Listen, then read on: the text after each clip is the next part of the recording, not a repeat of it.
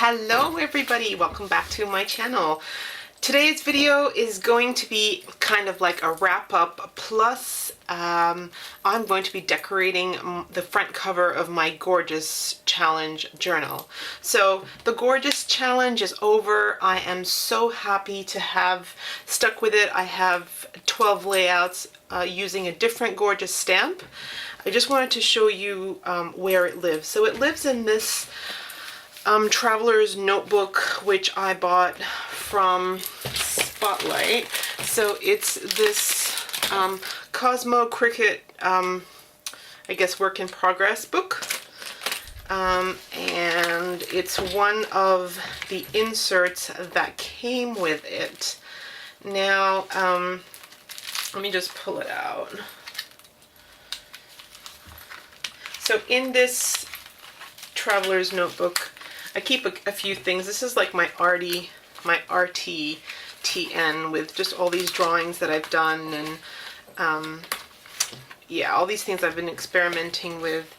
Now, one thing that I did learn was that the paper that you art journal with is so important. This was not the right paper, so I used, if you have a look, some of the books that it comes with, some of them have watercolor paper, and that's the good stuff. Some of them are just the normal copier paper, which is like this one that I did my, this is my list, just got a list one.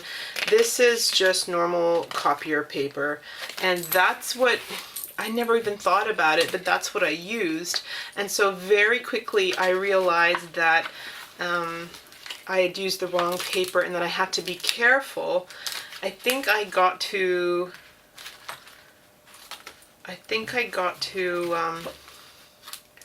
this is a spread that you haven't seen. I never did film this.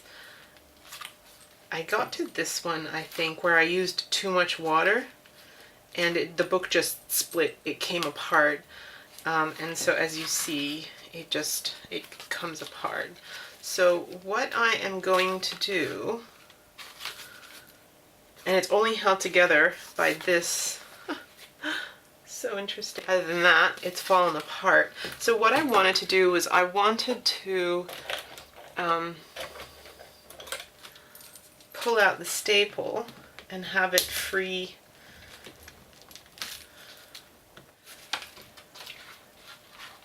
Okay, so I just wanted to decorate the cover of this journal. Next year I'll be using this journal, which is the Dina Delusions journal, and that paper is so much better and so suited to mixed media. So I've already started it here, but no worries.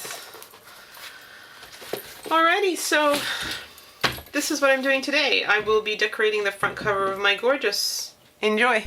For the front cover, I did have a certain idea in mind. So to get that idea going, what I did was I cut out these 1.5-inch circles and I stuck them onto the front cover with double-sided sticky tape. I did them in this formation, one to the left, one to the right, and I did a few that were like off the page so that it looked kind of a bit cool. The other thing that I did was I stuck them down onto the cover before I gessoed.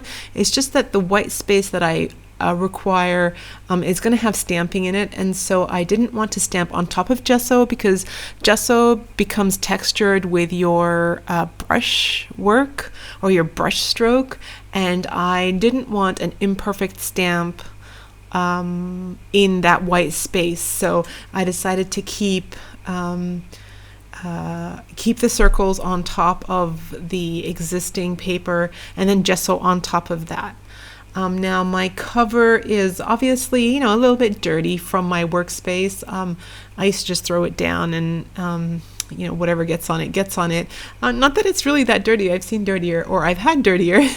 But yeah, so I really love white space. I know a lot of people are intimidated by white space, but I actually find that not having white space distracts me, and I can't really envision what I have in my head on a paper until the paper is all white. So I decided to take the front cover all the way back to white and then start with how I wanted it.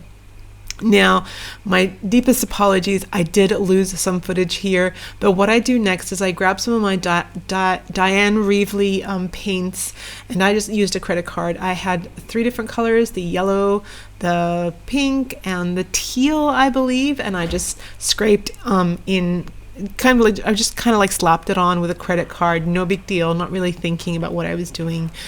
And now what I'm doing is I'm just taking down the brightness a little bit with a little bit of gesso. Her colors are so bold, and what I love about her paints are that they dry so quickly, and I love it. It doesn't soak into the paper. It stays on top, and love Diane Reevely, anything really. The next thing I do is I grab my distress crayons, and I am just accentuating the circles. I've got this like brown color here. It's like a mustard, yellowy brown, and I'm just going around and then I'm smudging it.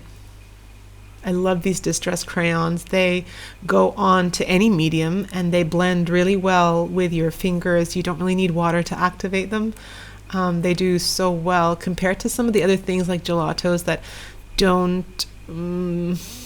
They kind of do, but like for example, the Dina Wakley sticks, they don't activate really well with your finger. You need water to apply. Gelatos, if you work them, they do activate with your finger, but I'm talking about a dry surface. As soon as I put that crayon down, it just moved like butter with my finger, so perfect. Now what I'm doing is adding just a little bit of blue to some sides of the circle, just to add a little bit of variety, perhaps pop them out a bit. Next, I'm grabbing a Kaisercraft background script stamp, and I'm just adding some stamping here, there, and everywhere and anywhere. Just adding some texture. I have this awesome Bo Bunny stamp set that has like squiggles and doodles and just a whole lot of different textures really, and I'm just stamping them again anywhere that kind of takes your fancy. It's really great. I love art journaling. You don't think, you just do. The next thing is to remove these babies, and they actually stuck down really well, like because the gesso was on top and I heat set it, and then I added some of the crayons and I heat set that. These babies stuck on really tight, so it took me a while to take them off, and I did rip some off and I used my scalpel blade to remove them. Anyway, so now I think you're gonna know what I'm doing here. These are my Gorjuss Minis, and I thought it was so fitting to add Gorjuss Minis to the cover of my Gorjuss journal.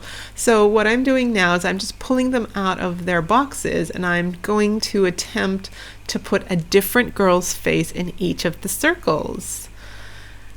Some of these I have never opened before. I'm so embarrassed to say this. It's really terrible. The only thing I hoard is Gorjuss girl stamps, I swear.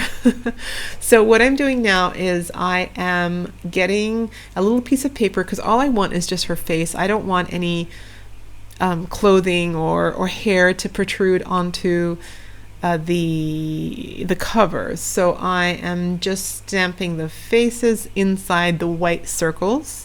So the right hand side is done. I'm now deciding which of the girls are going on the left hand side of the cover, and some girls' faces are smaller than others, and some of the spaces that I have are smaller than others, so I'm just rearranging the girls so that they fit in an appropriate space.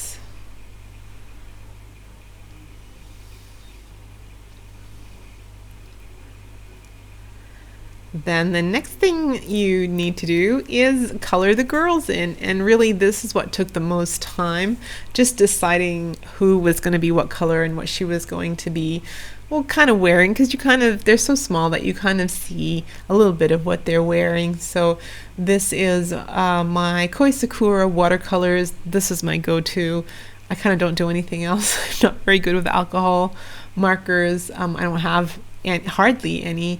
I just have them in different colors, but not like the 4 variety of shades that you need to properly do alcohol coloring. So yeah, so some girls are going to be like way out with purple hair and red hair and blue hair, and some girls are just blonde and brunettes and black hair. And there is one girl on there that's wearing a beanie, so she's my Christmas girl. She's cute. And she's going to have a green beanie on. She's coming up just now.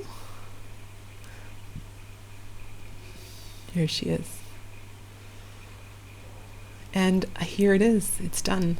Now I have a Studio Calico kind of chipboard stickers, alpha stickers, I guess. And I am putting on the year 2017. This looks great. And these are the ones that if you add color to them, they take the color. It's called something, isn't it? Like the Heidi Swap did it. Anyway, so I added purple because purple is my favorite color. And so you just add a little bit of color and then you dab away, and then you see what color gets absorbed by that. The resist is on the outside and the color's on the inside. So to remind me that this was a 2017 challenge. Last of all, what I'm going to do is I'm grabbing my Pico embellisher. This is like a 3D ink, not a tool, but it's a product. Yes, that's what it is. And I am going to apply it like really squiggly around each of the girls, creating extra interest around each of the windows where the girls are. I love how it turned out. This Pico embellisher is great. I need to use this more often.